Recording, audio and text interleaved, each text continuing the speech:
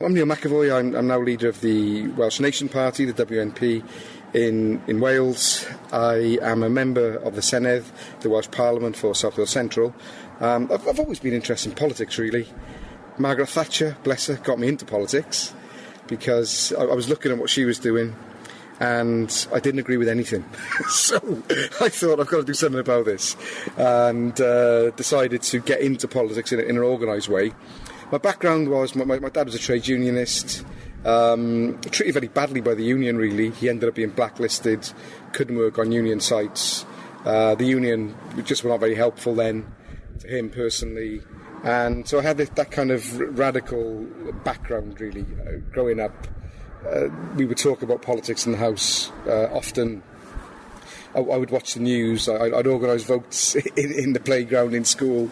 You know what game we were going to play. I was 6 years of age actually, and became active around about the age of 15. I started reading books again at the age of 15. I read a lot as a child, and then by the time I got to 12, decided that reading wasn't for me, and sort of it was more important to be not one of the crowd, but playing football and not really.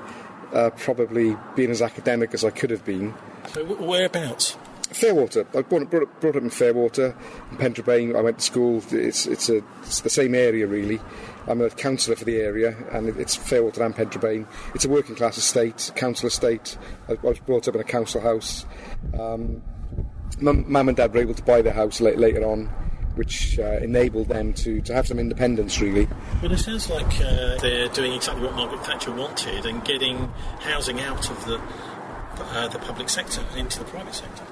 No, the mistake Thatcher... I'm very much in favour of home ownership. I'm a sovereignist, and I believe that you will not be free individually unless you own your own home.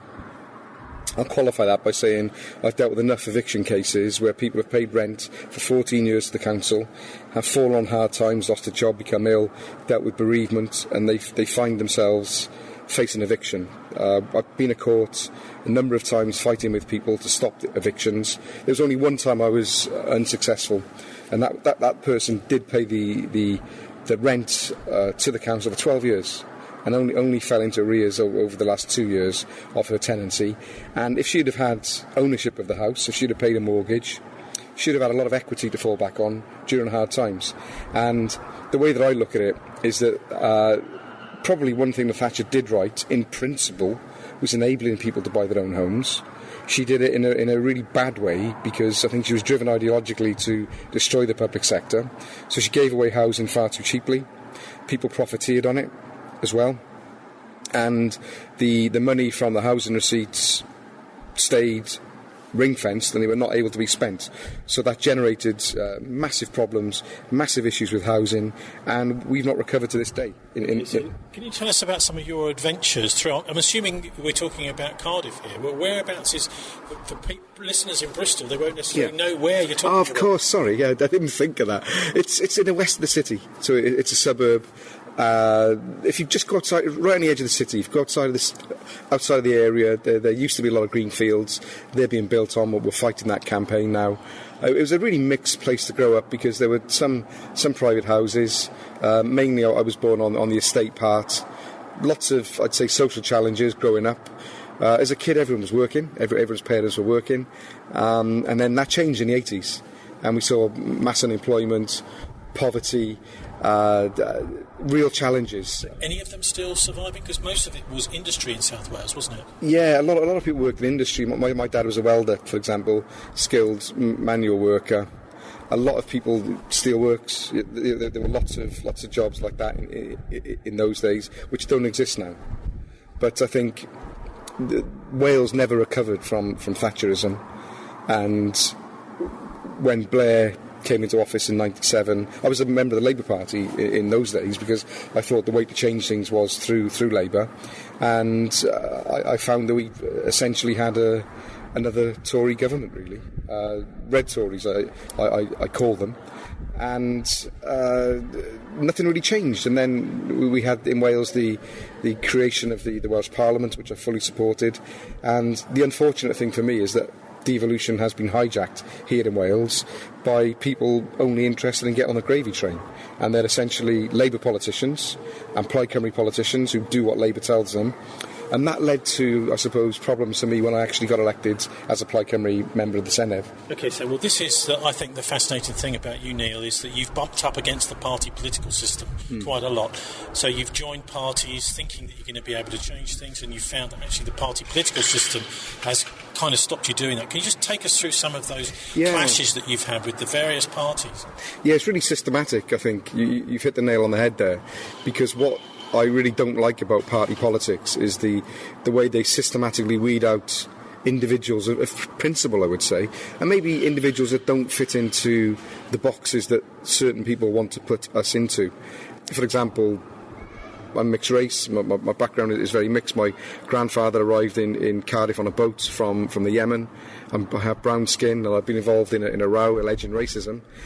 Actually, concrete issues which are they're verifiable and quantifiable. So it's not me just saying, "Oh, I feel like I'm being discriminated against." We can look at the number of questions I've put in.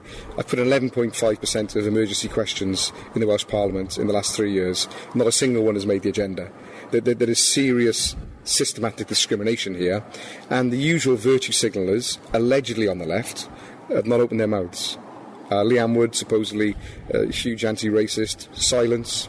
When she was leader of Plaid, actually, she decided that there was no person of colour in Plaid Cymru suitable to do interviews for the party on television. I made a complaint in 2015 2017 it was, about the 2015 election. Everyone that did interviews was white, for example, and I wanted that changed. That's in the minutes of a group meeting.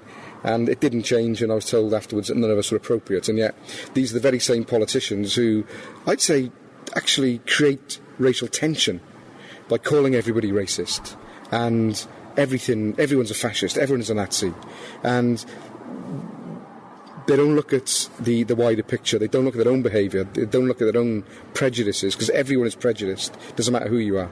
And so how did you go from Labour to Plaid then? What happened? Is this going to be edited? Yeah, great, because I'm going on a bit. Well, I got elected to the council in '99. Before then, do you know what? This is going to sound really strange, but it's true. It all started by trouble in the Labour Party. All started when I was 22 years of age. I came back for university, and I was just absolutely appalled at the state of my community. And there's this beautiful park. It's called the Dell. It was awful. I mean, it was overgrown. Nobody could go there. The playground had gone. It was it was awful. And I was shocked, and I wanted to do something about it. And I thought that the local Labour councillors would join me and maybe galvanise the community and get involved locally and improve the area. Well, here's a mission that can bring everyone together. Yeah, but instead they looked at me. I think they were quite unconfident of themselves, because none of them had been at university, and their attitude was, "Who the hell are you?" And when I was 17, delivering thousands of leaflets and not questioning things, I was okay. But as soon as I expressed an opinion, then they found it difficult to accept. And from then on, simply through trying to get a local park cleaned up, essentially, I was sort of part of the awkward squad. And I went for the selection initially for the Welsh Assembly, as it was then in '98, and even though I had a degree, even though I was fluent in 3 languages, even though part of my degree was politics and economics, I had a track record of being an activist. I set up a credit union in my area to combat the loan sharks. I took part in, or led actually, a number of environmental campaigns. Despite all that, I wasn't deemed good enough to represent the Labour Party, and I wasn't even allowed to be a candidate. So that was my first, I'd say, taste of first is incorrect. It was another taste of Stalinism, if you like, of being weeded out and not being allowed to go forward. I was selected to be a council candidate, actually, and I remember people complaining that I shouldn't be allowed to be a candidate, which was really, it was eye-opening at the time. But I think they could see something in me that wouldn't be deterred, and they could see that there was trouble ahead, if you like. I'm not a troublemaker. but I'm a person that wants to see things done properly and just wants to see things done fairly. Well, you're painting a picture here of rather a cliquey organisation. Oh, absolutely. I mean, they run Wales and will betide you if you have a different opinion. And basically, what was quite funny as well, I got elected to the council. I wasn't on side with the council leadership because they were performing badly in my view. And in 2001, I was instructed. Was it 2001? Yeah, I think it was. I was instructed by the Labour Party not to support. Now, if there are any Bristol City fans or Bristol Rovers fans out there listening, I mean, I'm a massive Cardiff City fan. I sat in the grandstand from the age of 7 onwards with my dad, and I was told not to support the new stadium because I still don't know why really, but there was a group of people, didn't really understand football, I'd say, white, very middle class individuals who looked down on working class people, and they decided that a new football stadium wasn't a good thing for the city, and that caused a lot of tension. I wouldn't obviously oppose the stadium. It was a ridiculous thing to ask me to do, and it caused me a lot of problems. And then it was decided that they would get rid of me as a councillor. To be honest, if they would have left me alone, I probably would have left, because at that point I'd really had enough of being elected. But then I'm a bit stubborn, and I thought, well, do you know what? I'll go when I'm ready, and I won't be pushed. So I stood for re-selection, and I turned up to the re-selection meeting. And I suppose really the other story here is that I didn't agree with what the Labour Party were doing at all, and with Blairism and so on. And I wasn't too impressed with the Welsh Government in Cardiff Bay, in the then Assembly. And I went for re-selection. I turned up at the selection meeting. I'd been really busy in the community, so they only gave me a minute to say what I'd done over the previous few years. And I looked around the room and realised I wasn't actually as popular as I thought I was, because none of my supporters were there, or none of my known supporters. None of the Bangladeshi community were there. I had a lot of support there, a lot of support from the Pakistani community. They weren't there either. And I felt pretty let down, to be honest. So I did the selection, tied, the vote was tied. Nobody won. And that upset a lot of people. And I got home sort of depressed, because clearly people didn't feel they wanted to support me and turn up. And I turned my phone on. I just had message after message from people who were not allowed into the meeting. They wouldn't let him into the meeting. So I'm like, oh my God. So the reality is I would have won the re-selection easily. So there was that was it. I'll never forget this man. He was the David Costas. He was the head of legal in Labour Party Wales. And they tried to cancel the re-selection because it had to be run again. And I phoned him up. I read in the rule book, and this sums up the Labour Party, and later Plaid Cymru actually. And he said to me, I know the rule says that, Neil, but it doesn't mean that. So the next time around I thought, right, I'm going to be a bit wise now. I'm going to stay outside the meeting. I'm not going to go in until all my supporters are allowed in. And coincidentally, everyone outside was either black or brown. And because Riverside, where I was a councillor, is probably the second most diverse ward in Wales. Big, different communities, Indian, Pakistani, Bangladeshi, Somali, a real mix, a real melting pot. And so everyone was outside, and it was time to start the meeting. I had to go in and speak, and they wouldn't let any of them in, even though they were all paid-up members. And I remember one of the people there, his first name was Mohammed, and I had his Labour Party membership card. I said, look, Mohammed blah blah blah, won't say his surname, he's fully paid up. And they said to me, he may be fully paid up, Neil, but he's not on the list, and he's not coming in. And I said, well, who made the list up? And they said, Labour Party Wales. I'm like, oh my God, okay, so they've stitched it up from the top. I went in, I said what I had to say to the meeting, because I thought, well, I can sort of either break in with everyone and probably get accused of assault or something, walk away with my tail between my legs, but I decided to go in and just tell them what I thought. So I did that. I wasn't re-selected, and I just thought the Labour Party was a joke, actually. And then I was sort of on a political, in the wilderness, really. I didn't know what to do. I was going to pack in politics. Plaid Cymru got in touch with me, and I didn't contact them. They contacted me. I sat down, conversed. It took me 8 months to decide to join them. I decided to join them and just gave it 100%. And I was told that basically all I had to do was try and create some kind of presence in Cardiff, because Plaid Cymru didn't really exist in the city then politically, and the mantra I was told was Plaid Cymru good, Labour bad. So I found the freedom a revelation. I got on with it. We won 2 out of 3 council seats in Riverside. I stood for re-election there. I didn't stand in the area where I was from, Fairwater. I stood in the inner city area of Riverside to, I suppose, do a job for the team. I got 2 people elected. I lost out just on the 3rd place, ironically, and they wouldn't give me a recount. That was a message on that night.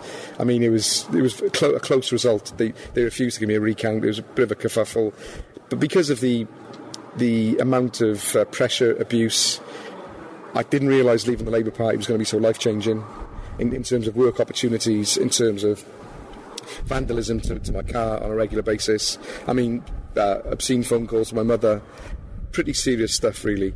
The obscene phone calls started when I was a Labour member, but when I left the Labour Party, things continued.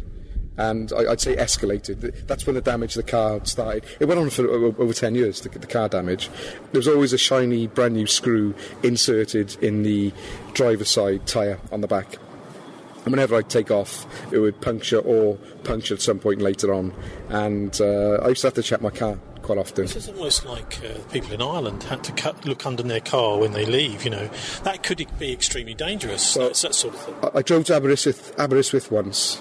So 70 miles an hour a lot of the way, and my tyre punctured when I was in a 30-mile-an-hour zone in Aberystwyth, and I shudder to think what would have happened if the tyre would have blown up with the screw. It was the same new screw, same kind of new. It was a new screw again, so it wasn't when I picked up off the road, and I shudder to think what would have happened then. And yeah, it was dangerous, and. I mean, this is really potentially a attempt to kill you. It is the sort of thing which is, whoever's doing it is thinking this is low-level harassment, but it could have fatal consequences, potentially. It was low-level harassment because we were successful. In 2008, I organised the Plaid Cymru campaign in Cardiff. I actually organised Caerphilly as well, and Plaid Cymru took control of Caerphilly Council. Is that normal in Wales, though, that politicians will get targeted in that way? I mean, and did the police take an interest in that sort of thing?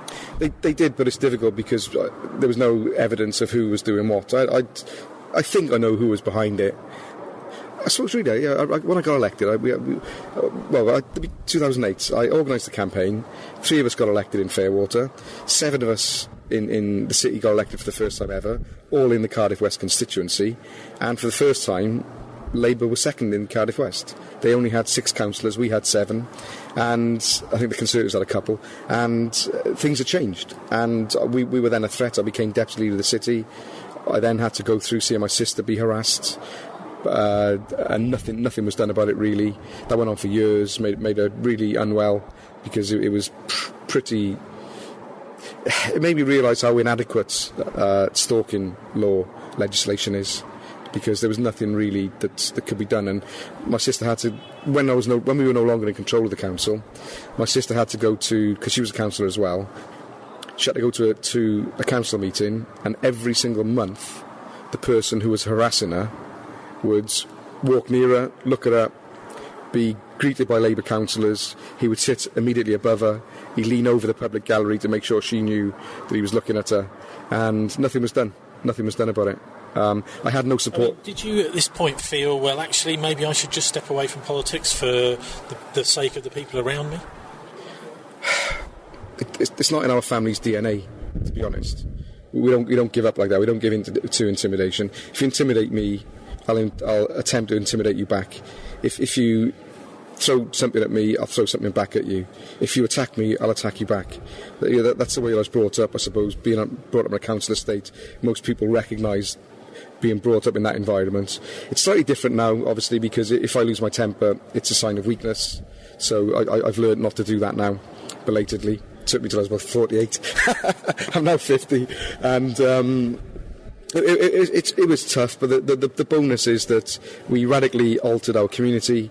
Antisocial behaviour dropped like a stone.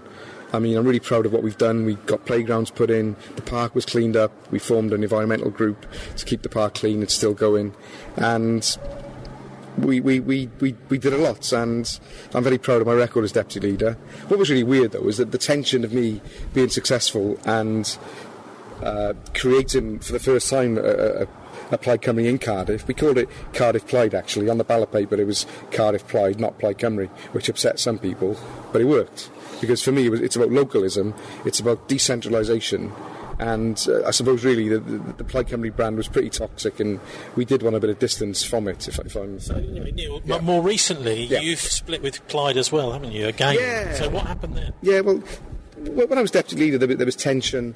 I'll give you an example. We had an economic policy, it was my idea, my policy, and it was called the Capital Cardiff Fund, whereby instead of giving grants out to businesses, we had a little Dragon's Den approach, and we got investors together, they invested in companies, the council took a small percentage of the shares instead of just giving the grant for nothing, small, 2 or 3%. The council actually made a profit on it in the long term, and Plaid Cymru adopted that as a policy at the election, and I wasn't even invited to speak about my policy and how it had worked in Cardiff. I could have brought businesses along with me, and there was always this tension. I didn't fit in ever, if I'm honest, because I was not Welsh speaking naturally. I did learn Welsh, but because I learned it, that wasn't good enough for some people. Working class, that didn't go down well either. And I think not being white, that was another issue, if I'm being frank. In that order, not Welsh speaking, working class, and being brown. So I didn't fit in. When I got elected to the Senedd, essentially, because I'd been a deputy leader of the city, lived in Cardiff most of my life, know a lot of people, whistleblowers would gravitate towards me, tell me what was going on. I suppose, outed a few scandals, and that got me in trouble with Plaid Cymru. Now, for those people listening, Plaid Cymru, the Party of Wales, it's not really, but they call themselves that, they're the opposition. So you would have thought that if I'm unveiling scandals, that I'm going to get praise for that, and the Plaid Cymru would have been happy with that. But actually, Tony, the reality was completely different, and I was called in by the leader several times, told to be more respectful to the First Minister. Now, out there, the party membership loved it, the public loved it.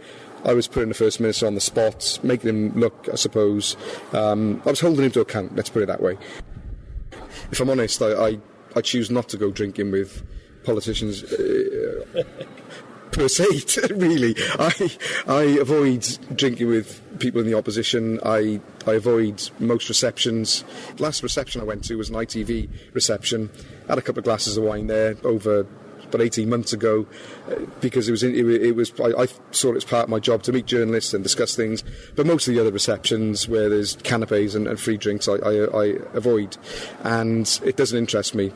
What really got me in trouble was bumping up against the lobbying firm Deryn, whose senior director, half owner, was a Plaid Cymru politician in the Assembly, and was vice chair of Plaid Cymru, and they've been naughty, let's say, maybe not, they may have not been naughty, but Ofcom, the organisation, was naughty in giving them a contract for which nobody else could apply. And there were also issues with two of Deryn's directors also being directors of Ofcom Wales, so there was a clear conflict of interest, and I was told by Plaid Cymru to drop it, to look the other way, to leave it alone. And I refused to do that, because if a whistleblower's come to me, how on earth can I turn around and say, oh well, because it's a Plaid Cymru person, I'm not doing anything about it? I couldn't get up and... My mantra in politics is, as long as I can get up in the morning and look in the mirror and be okay with what I see, other than the physical decline over the years in terms of principle, then that's my guiding light of how I do politics. And I couldn't have been able to look at myself, really. And I was told that I had a career in front of me here, 20 years at the Senedd, I could put my feet up, get re-elected time after time, good pension, good money, if I just wound my neck in, really. And I refused to do that. And ultimately, there are a few other things as well. There was a wood scandal Natural Resources Wales, £38 million contract. The company that got the contract didn't apply for it. I was doing a bit of due diligence on that. That went down very badly with Plaid Cymru, amazingly, but that's true. I've got the subject access request to prove that as well, where I was being criticised very seriously by colleagues. They were briefing the BBC saying that I was always on attack mode, therefore they couldn't stand me. Well, as an opposition politician, that is my job, to be on attack mode against the government. You know, if the government are doing good things, I'll acknowledge that. They tend not to do much good at all, so I'm on permanent attack mode. And ultimately, a load of complaints were made about me in 2017. They were all, well, most of them were organised by the lobbying firm. There was a bit of a clue in one of the letters, because it said to the chair of the party, "Dear Alan, Nerys Evans told me to write to you." Now, Nerys Evans was the director, and so therefore there was a clear connection there in the letter. And the BBC weren't really interested in BBC Wales, which is a boys' club in Wales, and they're very close to the Labour Party, very close to Plaid Cymru. They weren't interested in a democratically elected politician being undermined by a lobbying firm. And I suppose it was open season on me, really. Really misrepresentative headlines, petitions drawn up to get rid of me, lots of lies told, lots of pressure put on my family, but we're not quitters. So ultimately I was expelled from Plaid Cymru. And over what exactly? I was applauded into a conference by members, and Liam Wood, the leader, thought that was disruptive. I disrupted the conference by being clapped in, and also I refused to let the chair edit my speech. He told me what I could and couldn't say. As an elected politician, I'm not having an unelected chair, not elected by the public anyway, telling me what I can and cannot say. So I made a reasonable speech. It went down well, and for that I was expelled for 12 months. And I was expelled for a further 6 months because I wrote to all my local members in the party, letting them know what was happening with the complaint, because the BBC were always keeping me up to date, because Plaid were leaking to them. And now the person, the journalist that actually knew everything, he's now a Plaid Cymru member. He joined. He was a candidate in the Westminster election last year, and ultimately I thought I'd served my time, because I got a lot of respect for many of the members in Plaid. So I appealed. The sentence was reduced to 12 months, and I went before the disciplinary panel to be reinstated or not. And at this point, I realised the party had lost the plot, really, because one of the elected members of the Welsh Parliament, Plaid members, he was convicted of paedophilia. I never got on with the man. I never got on with him.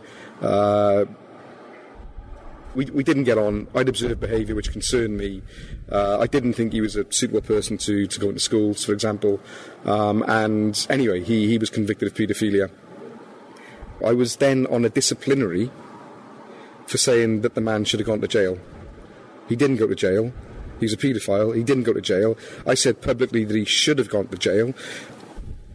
I was speaking as well because there were some members of the party at the time who I knew had been abused in care homes by paedophiles, and me speaking out wasn't just giving my opinion.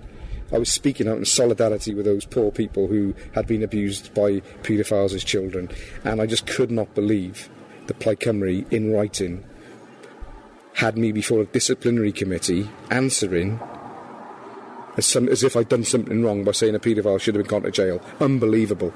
Anyway, there was a vote to reinstate me or not. I won the vote. What then happened, because I only won the vote by, it was 5-4. The chair of the meeting then decided to vote, the chair to tie the vote. So I walked away from that, and then I had to go to another disciplinary panel again, and the panel was hand-picked. Only certain people had been invited to go on the panel. They were all hostile to me. Some of them were on record as being hostile. Well, how's it going with this new party? Because you're sitting there in the wilderness as a sort of backbencher without a party, but you decided to actually start one. Yeah. It's going really well, actually. What we are, we're the Welsh Nation Party. We were. Oh God, this is another story. And it's the nature of the lack of democracy in the UK now, because we applied to be the Welsh National Party in December 2019. On the 16th of January, we were ratified, registered as the Welsh National Party, the WNP, and Plaid Cymru complained. Their complaint was not successful. Then in March, unbeknown to us, they threatened judicial review, and immediately the Electoral Commission caved in and withdrew our registration without even consulting with us. So we were a party with no name. We're still a party with no name. We still call ourselves the WNP. It went on and on and on, and on the 28th of September we were told that we'd have a decision whether or not we could call ourselves that or not, and they told us they would not be able to give us a timeline on making a decision. So we're heading towards elections. We didn't have a name, and what we've done very, very recently is we've withdrawn the application to call ourselves the Welsh National Party, and we've resubmitted an application as the Welsh Nation Party. And the reason for that is there can be no confusion between us and Plaid Cymru's historic name in the 1930s. Nobody's been called the Welsh Nation Party before. And we also think, having spoken to people, that it's more inclusive, and it represents the kind of party that we are. We're a very mixed party, all kinds of people, all kinds of backgrounds. We welcomed the first black Welsh World Boxing Champion, Steve Robinson. He's joined us. He's a great recruit for us. Our first regional chair just happened to have an Asian background, but he was elected. The chair of the party is female. We have no quotas. We don't believe in that, but what we have is a very open culture, a very respectful culture within the party, and the upshot of that is we're very diverse. What about the danger that you might fall into is becoming actually quite insular, right-wing, even neo-Nazi, like the British National Party did? Well, I think nationalism is potentially quite a dangerous idea, isn't it? Every party's nationalist. The Conservatives are UK nationalists. The Labour Party are UK nationalists, in Wales especially, because they do the bidding of London. I'm essentially a person who lives in Wales. Wales is my country, and I want to live in a democracy. I want to be able to make our own laws on everything, actually. And I don't see why I should have very privileged people educated in Eton and Oxford telling me and my family how to live our lives in our country. And my dad's from England, so I don't call myself a nationalist. I'm just a normalist, really. I'm a normal guy that just wants to make my own decisions on my own life. And our party is we don't call ourselves a nationalist party, we're a sovereignist party. We believe in individual sovereignty, empowering individuals to have equality of opportunity over their own lives, giving people the opportunity to make something of themselves. Communities, we believe in community sovereignty. So, for example, if a corporation wants to dump an incinerator in the middle of your estate, as is happening in Wales, then the community should have a vote on it. If the community doesn't want it, it doesn't happen. We have development plans where corporations are making billions in Cardiff, for example, and it's not millions, it's actually billions, and the population is completely disenfranchised. 50-odd councillors vote, most of them don't even read the development plan, and we're left with the end result. So what we're saying is, if there are major things which affect local communities, those communities have to have a vote on them. It works in Switzerland, why not work in Wales? So it's absolutely crucial that whistleblowers have somewhere to go. For many of them, they find that the mass media, there's nowhere really. They're not interested in these kinds of cases. They'll listen to you, but they won't broadcast the information. We had that with the victims of Jimmy Savile, for example. Can you just tell us about some of the more recent whistleblowers that have come to you? Just give us an idea of the sorts of things that which people are blowing the whistle about. They're finding that there's really nowhere to run except somebody like you. God, there's been loads over the years. My golden rule is that a whistleblower can come to me, they can tell me what they like, and I will not publicise it unless they want me to. I think that's one of my rules, unless it's criminal, of course, and I'm obliged to do something that way. But probably the most recent one is Velindre Hospital, which I've taken a lot of fire over, because people are lying saying I'm opposing a new cancer hospital in Cardiff. I'm not. but the model, doctors have come to me saying that the model is flawed. There are no emergency beds. There's no surgical provision, so the latest treatments will not be available in the new hospital. It's used to be called the PFI, Private Financial Initiative. They're calling it the Mutual Investment Model now, and it's basically the same. The public sector pays 4 times as much, and they will not own the hospital at the end of it. So doctors, frightened for their careers, experts in cancer, have come to me and laid out their clinical concerns. So I've spoken up on that matter recently. I've asked questions. None of the questions have been answered yet. So that's one which that's a major one, that is, because I want the best cancer hospital possible in this city to serve South Wales, and I also want it in the right place. At the moment, it's going to go on a greenfield site, it just doesn't make sense when there's a brownfield site right next door, which they want to sell. So I'm asking who they're going to sell it to and so on. There are lots of questions. So that's one. Some are quite amusing, but actually scandalous. There was a contract drawn up. Again, this is where, let's get through to the real detail here. The contract was debated on the floor of the Senedd, and ultimately, supposedly for energy conservation, companies were in a position where if you fit a light bulb, you're getting £240 for it. And I think what the technical term is for reducing water flow, I think that was £125, and you were talking people would actually having contracts go into, it didn't matter where it was. It wasn't targeted on, for example, low-income families. It could be anywhere. They'd go in. The baseline was 3. They'd fit 3 light bulbs generally, put a few of these things in the taps, and they'd walk away with, just, God, 2 foot, roughly £400 a house, and maybe £500 a house. It would take literally 10 minutes.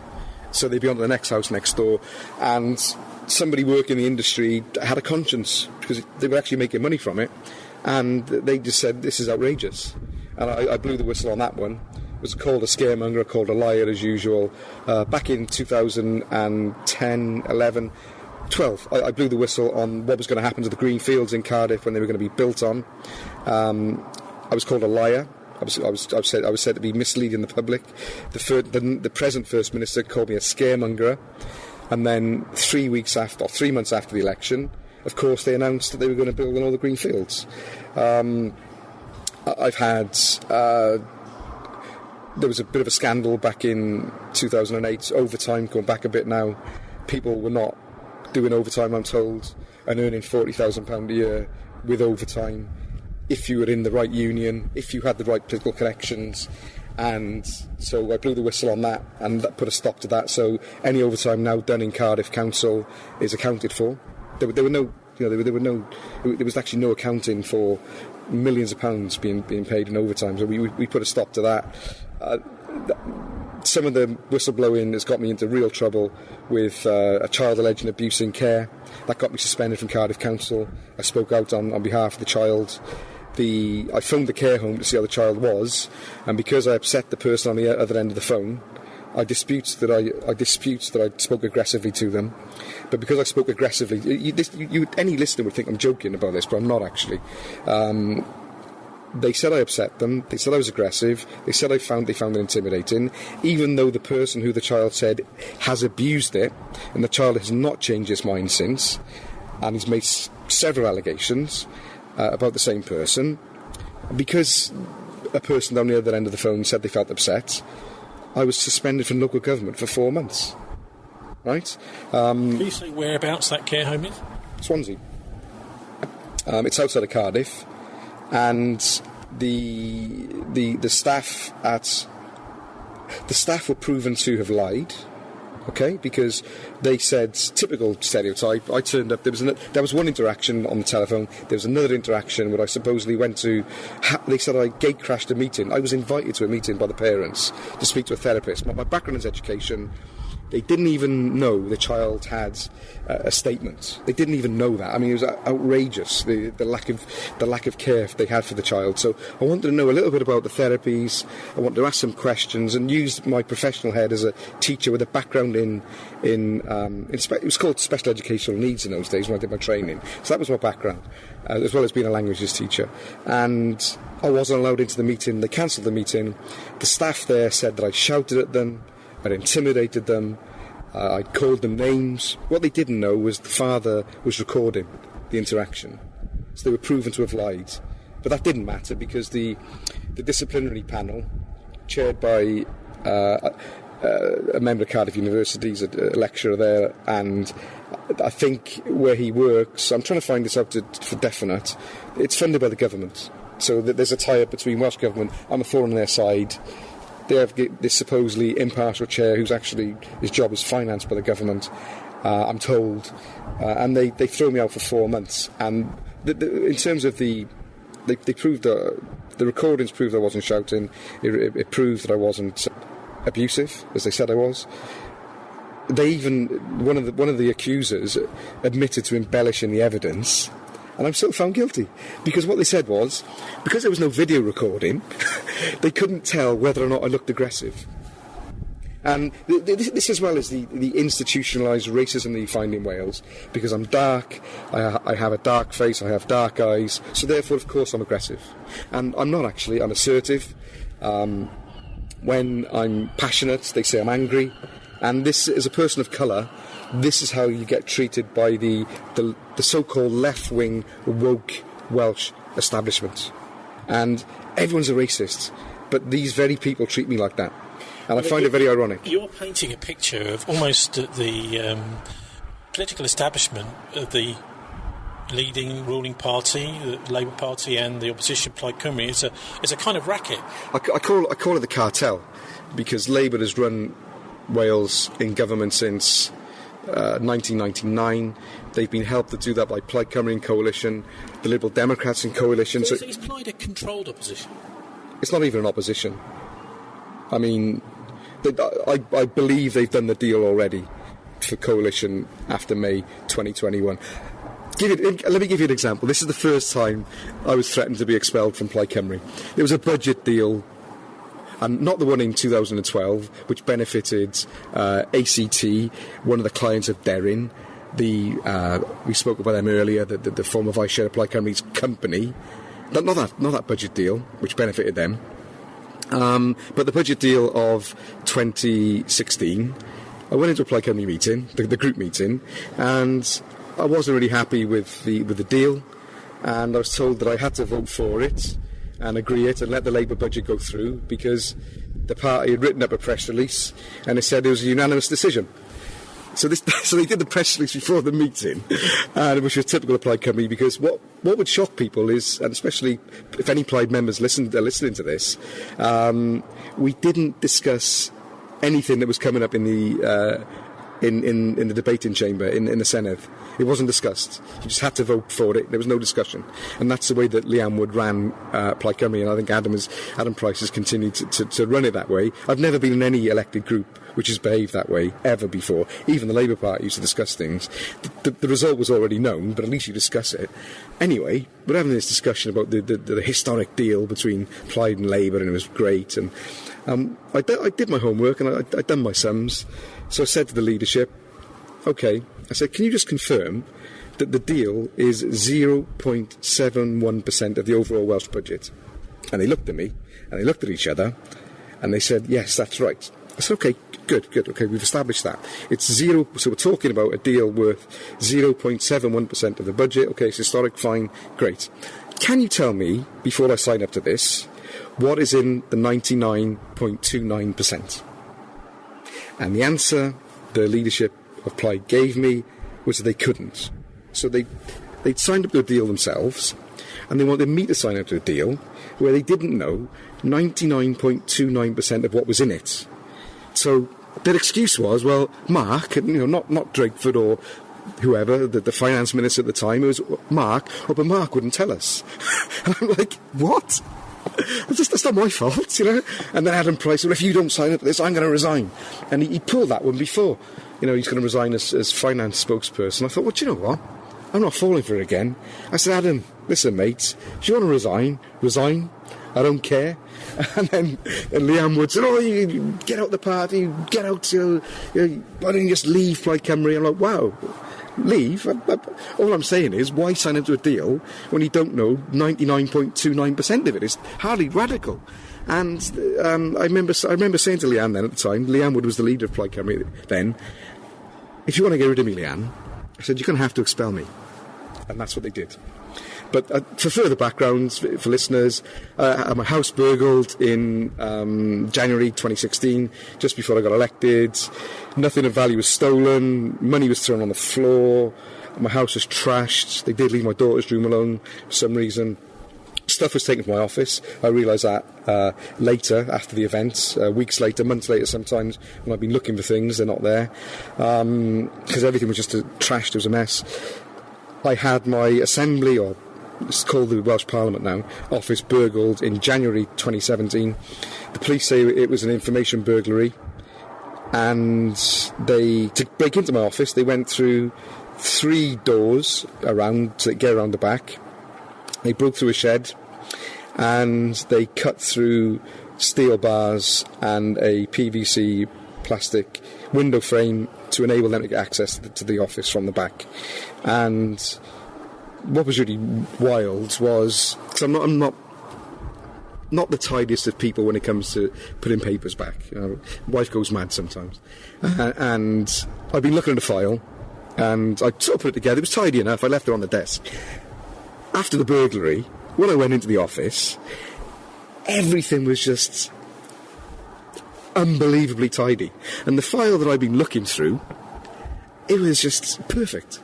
It was absolutely. It was at a right angle, and almost as if somebody had put the whole file through a copier, and then just placed the contents of the file back on the desk. It was perfect. It was not a piece of paper out of place, and that was quite interesting with that burglary, because the office was more tidy after the burglary.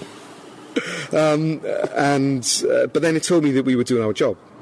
I've had my staff bullied, intimidated, off on sick leave because of the pressure put on them in the Parliament. So I lost a really great member of staff, great girl. I'm really glad she's got another job now. But she just found working here too much. And one of my staff members was threatened with imprisonment, which was interesting. And that was the former Standards Commissioner, because a lot of complaints were made about me and put into the Standards Commissioner by Plaid Cymru when I was a Plaid Cymru assembly member. The upshot of it was they said I was using my office to promote Plaid Cymru. Which was, you're not supposed to act party politically with public funds, and Plaid Cymru said I was acting party politically with public funds and promoting them, which is really weird. But so look, we also, I mean, you're talking about harassment, bullying really here, and quite extensive of your staff, etc. But we had a very serious incident, didn't we? I believe it was last year, with the suicide of one of the senior Labour members. Yeah, Carl Sargent committed suicide. I think what I find interesting there was they tried to do a job on me. I'll just say they, I won't name who. Certain people tried to do a job on me, and they made complaints about me. But the complaints really weren't that serious. So nothing really cut through. And the same people did a job on Carl Sargent, and they made damn sure that the allegations they made about him were going to be serious enough to destroy him. And they not only destroyed his career, they made the man take his own life. And what listeners may be intrigued about, I've been trying to get the files of the investigation into the Carl Sargent affair, scandal really, I won't say affair. I've been trying to get all the files connected to the Carl Sargent scandal published, and I put a motion to the business committee to get it on the agenda, because some Labour AMs in public had said that they were going to vote to publish, so therefore they'd have been in a bit of a position if they went back on that. And unbelievably, well actually very believably, because Plaid Cymru and Labour both have a dirty pair of hands on this between them, 2 pairs of dirty hands, and Plaid Cymru and Labour voted on the Business Committee to stop the matter being discussed and put to the vote in the Welsh Parliament. I mean, I pay tribute to my staff because I'll tell you why my senior advisor was threatened with imprisonment, because he supposedly sent a disputed email, whatever it was, and if you want to identify an email somebody has sent, you just go to the server. You just open up the email account on any computer and there it is, not a problem. Anyway, he was told that he had to hand over his telephone with all his family photos on and his laptop to the commissioner, and he refused. I supported him in that. Why did he want this? It was pure bullying, and he stuck with it. And then he got a letter off the commissioner, Standards Commissioner, who'd been investigating me for about 2 years, and I mean that, it went over 2 years. Ultimately, he got a letter saying that unless he consented, they would serve a notice on him, and if he still didn't consent, then he would possibly face imprisonment. And I mean, that is outrageous. So what I then did was, unbeknown to them, because of what I'd heard on the official recordings of the hearings that I was going to when I was being investigated, they'd said some pretty uncomplimentary things about me, because they thought if they spoke quietly enough when I was out of the room, the microphone wouldn't pick things up, but they were wrong. And I listened to what they said about me, and I decided then to protect myself. And in the public interest, I decided to record them without their knowledge. So I was before a Standards Commissioner and his staff, and if I was in a hearing at 9, I'd be in at 8 a.m, I'd leave my phone under the table in a bag, and I'd record. And I'd record the break times, I'd record afterwards. And I recorded enough things, and we went public with not all, but some of the stuff in November 2019, and within hours, maybe an hour, the former Standards Commissioner had resigned. And over what exactly? What was on those recordings? I'm not able to say, because the police are currently investigating this. There's a file before the CPS in London, and it's all subject to a police investigation. But what is crazy about this is the commission of the Parliament and the presiding officer made a complaint about me to the police for doing the recordings. It's not an offence to record in those circumstances, and they eventually withdrew the complaint. But the key point is the BBC then had their headline to say that I was being investigated, instead of actually focusing on what had happened with the whole standards process. Another thing you've been involved with, I notice, is the Hinkley Power Station development. Now, I mean, we've been following this for many years over in Bristol. I think it's fair to say that there is a deep amount of scepticism as to whether this project is ever going to be completed. Certainly, it's unlikely to be delivering in any way an economic contribution to Britain's energy. You've gotten involved with the dumping of mud over here. Now, first of all, I wonder if you could just explain why it is that the mud has to come over here. I don't understand. Because we have a Labour government which is in Wales, which is very weak, which is very stupid, and they have decided to accept mud dug up from outside a nuclear power station, and they decided to allow EDF to dump it a mile outside of the capital city of Wales in the sea. And they allowed 80,000 tonnes to be dumped in 2018. We took them to the High Court.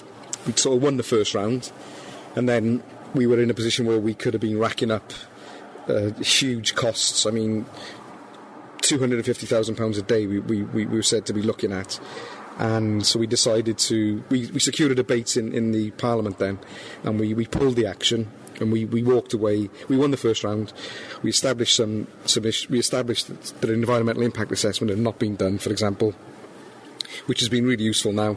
And but unfortunately, every Labour member of the Welsh Parliament voted to allow the dumping to go ahead.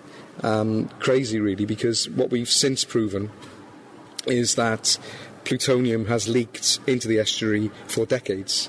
We have a report, NRPB M-173, and that was it was a report that the UK government holds, and there is evidence of test results that the drain pipe from Hinckley has leaked plutonium into the estuary for decades. The key point is that in 2018 they did testing for gamma radiation. Now, gamma radiation is not it's not plutonium or other nasties. Plutonium emits alpha radiation. So if you test for gamma, you're not testing for plutonium.